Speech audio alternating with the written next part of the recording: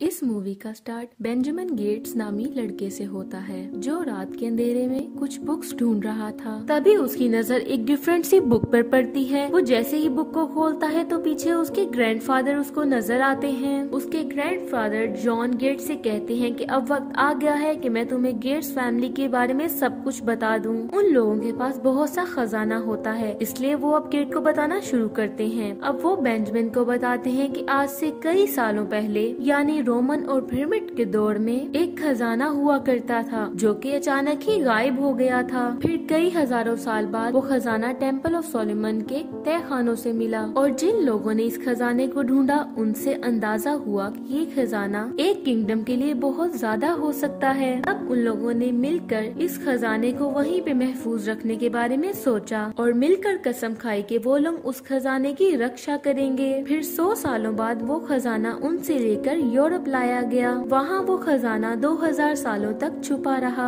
जब इंग्लैंड पूरे यूरोप और अमेरिका पर कब्जा कर रहा था तो उसी खजाने को बचाने के लिए उस खजाने को फिर से छुपा दिया गया। अब हम देखते हैं कि चार्ल्स नामी एक बूढ़ा आदमी जो कि अपनी उम्र के आखिरी हिस्से में था, खजाने से जुड़ा एक क्लू प्रेसिडेंट को देने के लिए गया, लेकिन उसकी मुलाकात प्रेसिडेंट से ना हो सकी। इसलिए चार्ल्स ने वो राज किंग के आदमी को दे दिया। अब बेंजामिन के ग्रैंडफादर उसे बताते हैं कि चार्ल्स ने जो राज जिसको दिया था वो मेरे ग्रेट ग्रैंडफादर थे। उनका नाम थॉमस था और उस कागज पे लिखा था the secret lights with Charlotte, यानी ये राज चार्लेट को मालूम था। उसके बाद हम देखते हैं कि चार्ल्स इस दुनिया से चले जाते हैं। चार्लेट का मतलब खुद चार्ल्स को भी मालूम नहीं था। अब बेंजामिन के दादा उसे एक नोट दिखाते हैं जिस पर एक पिरामिड और आंख बनी हुई थी और वो बेंजामिन को यकीन दिलाते हैं कि ये खजाना अभी भी मौजूद है। इतने में वहाँ बेंजामिन के फादर आ जाते हैं और उसे बहुत डांटना शुरू कर देते हैं कि इस खजाने के पीछे हमारे बहुत से एंसेस्टर्स थे और उन सब लोगों ने इस खजाने के पीछे बहुत वक्त जाया किया। ये असल में सब स्टोरीज हैं और वो उसे कहते हैं कि वो इस सब से दूर रहे। लेकिन बेंजामिन अपने ग्रैंडफादर से प्रॉमिस करता है कि वो जैसे ही बड़ा हो जाएगा इस खजाने को ढूंढ निकालेगा। अब 30 साल गुजर जाते हैं और कहानी प्रेजेंट में आ जाती है जहाँ बेंजामिन एक ट्रेजर हंटर बन चुका था जो चार्लेट की खोज में अपने कुछ दोस्तों के साथ नॉर्थ आर्कटिक तक पहुंचता है। वो लोग वहां मेटल डिटेक्टर से सर्च करने ही लगते हैं कि वहां उसे कुछ महसूस होता है। वो जैसे ही बर्फ को खोदता है तो वहां उसे चार्लेट मिल जाती है। चार्लेट असल में एक शिप का नाम है। बेंजामिन और उसके दोस्त उस शिप के अंदर पहुंच जाते हैं। बेंजामिन की नजर अचानक एक मुर्दा पे पड़ती है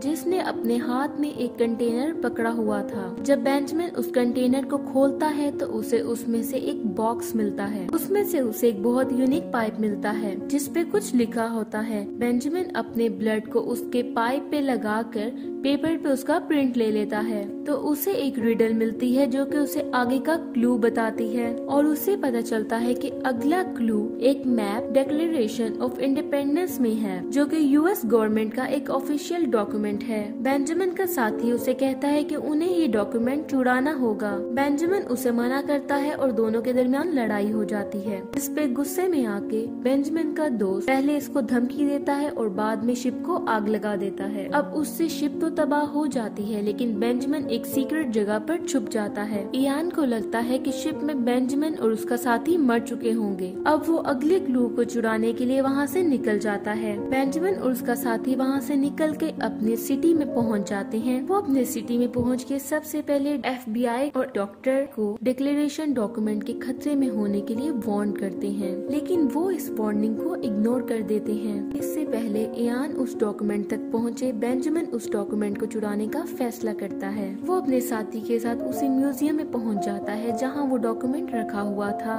वो उस डॉक्यूमेंट को चुराने का प्लान बनाते हैं। वहां बेंजामिन गौर करता है कि इस डॉक्यूमेंट की लिखाई को बरकरार रखने के लिए इसे बार बार केमिकल टेस्ट के लिए भेजा जाता है और वो तभी उसे चुराने में कामयाब होंगे, लेकिन ये बहुत रिस्क वाला काम था। अब बेंजामिन का दोस्त वहाँ पे बेसमेंट में जाके हैकिंग शुरू करता है और उधर वो कामयाब हो जाता है, जबकि दूसरी तरफ बेंजामिन एक गार्ड की फोटो आईडी हैक करने की कोशिश करता है। वो अपनी पिक्चर उस गार्ड के आईडी कार्ड पर लगा देता है। म्यूजियम में एक गाला इवेंट के दौरान बेंजामिन उसे चुराने के लिए जाता है तो डॉक्टर चेस म्यूजियम के मैनेजर के फिंगरप्रिंट्स हासिल कर लेता है। इतने में इयान सेवरिज के रास्ते से होता हुआ वो डॉक्यूमेंट चुराने के लिए पहुंच जाता है। बेंजामिन बेसमेंट में पहुंच के उस पैटर्न को खोलने में कामयाब हो जाता है, जिसको खोलना आसान नहीं था। लेकिन एकदम से वहाँ इयान अपने साथियों के साथ पहुंच जाता है और बेंजामिन पर हमला कर देता है। लेकिन वो डॉक्यूमेंट एक बुलेट प्रूफ फ्रेम के अंदर होता है। बेंजामिन उसको आगे करके खुद को बचा लेता है और वहाँ से चला जाता है। अब बेंजामिन वहाँ से निकलने ही वाला होता है कि वहाँ उसे शॉप की ओनर देख लेती है और उसे उसकी पेमेंट करने का कहती है। बेंजामिन उसे पेमेंट देकर वहाँ से निकलने ही लगता है कि अंदर म्यूजियम में उस डॉक्यूमेंट के गुमने की खबर फैल जाती है।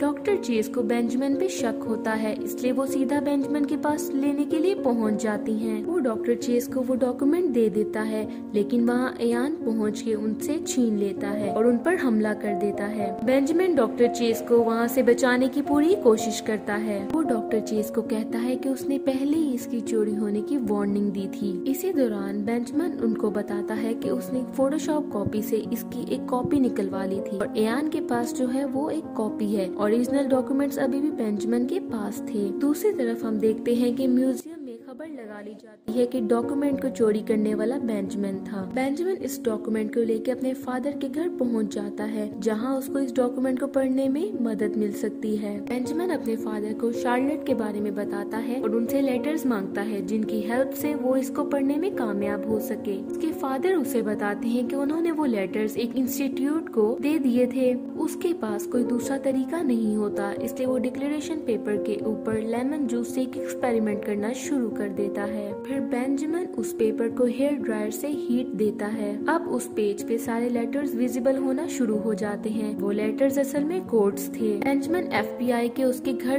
पहुंचने से पहले ही अपने साथी और डॉक्टर के साथ एक म्यूजियम में चला जाता है, जहाँ पे ये सब लेटर्स लिखे हुए थे। वो एक स्कूल के बच्चे को वो लेटर्स नोट करके लाने का कहता है। अब बेंजामिन का दोस्त रायली उन लेटर्स को कोड के साथ मैच करता है। अब रायली और जेम्स डिस्कवर करते हैं कि उसने जो कोडिंग पढ़ी थी उसमें किसी लिबर्टी बेल के बारे में बताया गया था। उन्हें पता चल जाता है कि बेल टावर की परछाई जिधर पड़ती है उधर से उन्हें अगला क्लू मिलेगा। बेंजामिन अंदाजा लगाता है कि 2:22 पे शायद उन्हें वो परछाई नजर आए और उन्हें वो क्लू मिल जाए। अब दूसरे सीन में हमें दिखाया जाता है कि इयान भी उस म्यूजियम में पहुंच जाता है और उस स्कूल के बच्चे को कुछ पैसे देकर सारी इन्फॉर्मेशन ले लेता है।